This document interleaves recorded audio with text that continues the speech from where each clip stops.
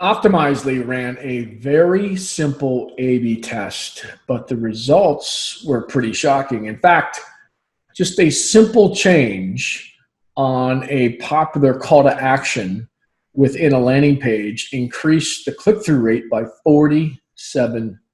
And I've seen a lot of these, and this one doesn't seem obvious, but according to Optimizely, it really works, so I thought I'd share it with you.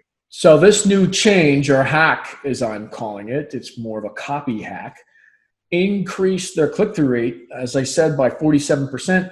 It also increased their page views by 50% and increased the overall website conversion by 8%. I think that's just the law of averages, but still a noteworthy statistic. So here's what they changed. The old version of the call to action was, why use us? And then they simply changed this in the navigation of the landing page, or you might as well do it across your entire website, which is where I think they came up with the 8% increase.